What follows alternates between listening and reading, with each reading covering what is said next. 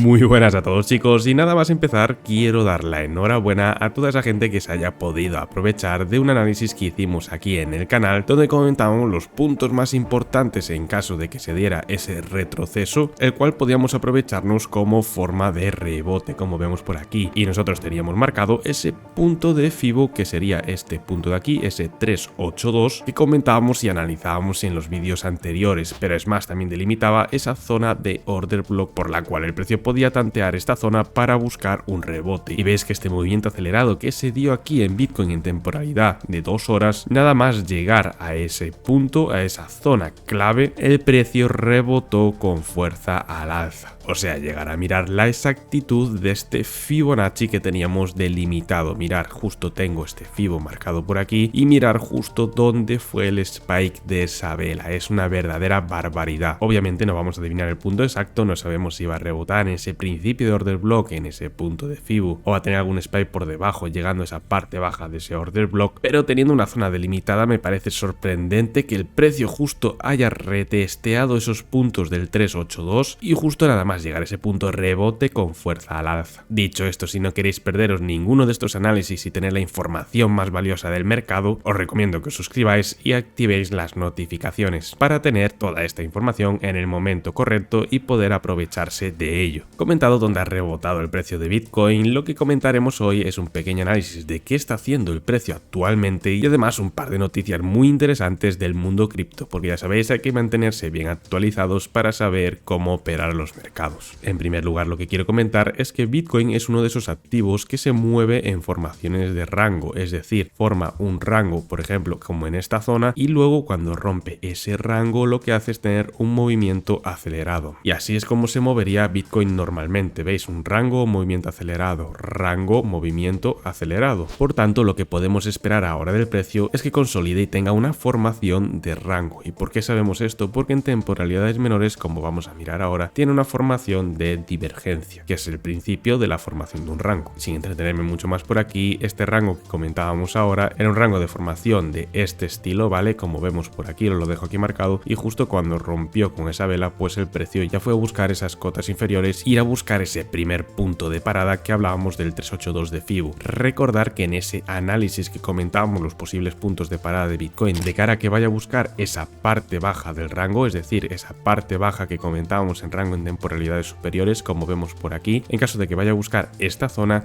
nosotros teníamos delimitada pues la primera zona de parada justo en ese 382 y además teníamos esta ineficiencia, teníamos esa zona de parada también calculada con otros parámetros matemáticos y analizábamos absolutamente todo para saber cuáles son esos primeros puntos de parada donde el precio va a rebotar con fuerza y buscar esos rebotes al alza. Comentado todo esto, lo que vamos a hacer ahora es bajar a temporalidad de 15 minutos para ver qué está sucediendo en el precio más en el corto plazo. Y como veis, tengo ya marcado por aquí esta tendencia, que incluso esta tendencia está marcada en 15 minutos, que es una zona tendencial, tal que por aquí, como podéis ver, ¿vale? Voy a quitar un momento los indicadores para que se aprecie a la perfección, es decir, teníamos una tendencia muy clara y muy limpia, es decir, mínimos y máximos inferiores, como podéis ver por aquí, la tendencia se respetaba a la perfección, pero al tener una tendencia tan limpia llegó en un momento que estaba rangueando el precio porque estaba absorbiendo muchísima liquidez por la parte baja. Esto lo que provocó fue divergencia en los indicadores tipo oscilador, lo cual preveía que el precio lo que iba a hacer es subir, pero en este caso simplemente lo que hizo el precio fue ranguear en esta zona, ya sabéis, formaciones de rango como siempre, y justo como podéis ver aquí, justo cuando rompe el rango en esa zona, movimiento acelerado. ¿Qué pasa? Que todo esto coincide por una simple razón, que el precio lo que hace es tener una última bajada para tener ese pullback a la zona tendencial que vemos por aquí y aún por encima hacer esa formación de doble suelo, es decir, tenemos un patrón confirmatorio que nos da la direccionalidad del movimiento, porque ya sabéis que el doble suelo es un patrón de cambio de tendencia. Por tanto, analizando todo esto, volvemos a la temporalidad de 15 minutos y lo que vemos es que tiene una tendencia alcista actualmente vigente, por lo cual el precio puede seguir subiendo como mínimo a esa cota de los 68.500, que se va a encontrar con el primer order block de importancia. Por tanto, si el precio sigue subiendo hasta esta zona, lo que debemos estar atentos cuando llegue a esa cota de los 68.500 aproximadamente, veis que justo la parte superior del order block coincide con el precio de 68.500, precio psicológico también, pero claro, obviamente en temporalidades menores y con una menor importancia porque no es un precio tan importante como por ejemplo los 70.000, eso también hay que tenerlo en cuenta. Pero si vemos vemos que el precio sigue subiendo y en los osciladores nos indican algún tipo de divergencia, lo que podemos hacer es en primer lugar prever que la tendencia se va a romper y por tanto esto es una formación de rango yendo a buscar esa parte baja, o en segundo lugar, si forma esta divergencia, que la forme rompiendo ya esa tendencia, que sería la confirmación extra que necesitamos para buscar algún tipo de operación a la baja. ¿Por qué digo esto? Porque después de tener estos volúmenes de parada, lo que puede hacer el precio ahora es consolidar en esta zona en formación de rango, es decir, hacer algún tipo de formación de este estilo y nosotros delimitar esa parte alta del rango y esa parte baja, que en este caso en temporalidad de 15 minutos la delimitaremos tal que por ahí, porque comentar que justo esa zona de order block es la zona de order block en 5 minutos que yo tengo muy delimitada para saber los puntos exactos donde va a rebotar el precio. Como veis por aquí acabo de poner también los indicadores y tenemos esa zona de supply que coincide con la parte alta de nuestro posible rango y también con el order block en 5 minutos, pero vamos a pasar a 15 minutos, que siempre hay que tener una perspectiva pues un poquito más en temporalidades un poco más altas. Entonces si el precio llega a esa zona, que también tiene esta zona de ineficiencia que no fue cubierta cuando el precio tuvo esa tendencia bajista, pues cuando llega a esa zona podemos buscar perfectamente esa parte baja. ¿Y cómo delimitaríamos esa parte baja de nuestro rango? Muy fácil. En primer lugar, lo que tenemos por aquí es una zona de order block. Voy a borrar esta línea para que se vea bien y delimitaremos este order block tal que por aquí, que coincidiría también con nuestra zona de demanda que nos marca el indicador. Por tanto, es muy posible zona de rebote en el corto plazo en caso de que el precio, ya os digo, consolide en esta zona formando ese rango que comentamos. ¿Hasta cuándo? Pues hasta que el precio decida romperlo bien por la parte superior o bien por la parte inferior y hacer un movimiento acelerado. Si rompe por la parte inferior, tenéis el análisis perfecto para saber los puntos de rebote, como hemos clavado este punto de rebote de aquí. Como podéis apreciar, tengo aquí también marcada unas líneas en esta zona que básicamente es para que veáis a la perfección esa formación de divergencias, es decir, el oscilador. Vemos esa entrada de dinero que va ascendiendo poco a poco por aquí y sin embargo veíamos que el precio pues bajaba escalones poquito a poco, formando esa tendencia muy orgánica hasta el punto que llegó a romperla para ir a buscar la parte alta. Por tanto, los osciladores lo que nos predicen es con divergencias lo que va a ocurrir en el precio, descontando lo que está ocurriendo. Sabiendo esto un poquito más en el corto plazo y viendo actualmente lo que está sucediendo, en primer lugar lo que podemos ver es que tenemos una zona de ineficiencia aquí abajo, ¿vale? Que el precio tiene que llegar también a cubrir, incluso esta zona de aquí también tiene que llegar a cubrirla. Por tanto, si el precio quiere ser orgánico y eficiente, debería ir a buscar estas zonas y retestear también otra vez la tendencia para luego continuar subiendo. Eso sería también un poco más bajista, que coincidiría con la formación que está haciendo actualmente, que es un doble techo en este caso. Si rompe esa línea clavicular, que justo, vaya casualidad, justo en el mercado coincide todo, coincide con ese break of structure, de esa ruptura de esa zona de liquidez del precio, si tiene un regreso en esa zona y hace un pullback, podemos aprovecharnos con alguna operación de micro scalping hasta esa parte baja, pero siempre con precaución y teniendo siempre muchísimo cuidado, porque es un break of structure, porque eso significa que si rompe esta zona y consolida en esta zona por la parte superior, que justo la zona verde también es una zona de order block que tengo delimitada, actuaría como soporte y el precio podríamos verlo rebotando y elevándose a cotas superiores. Simplemente hay que esperar a actuar en el momento adecuado, ¿vale? Si llega a romper esta zona podemos tener algún tipo de pullback para buscar la parte media, pero si vemos que confluyen demasiadas cosas, es decir, la media, confluye el order block, confluye el break of structure y el oscilador llega a la parte baja, pues sí que podemos ver algún tipo de rebote al alza. De todas formas, comentar aquí en 5 minutos que lo que tenemos en el precio es que tenemos esta divergencia, es decir, este máximo que vemos aquí corresponde a este máximo de aquí superior,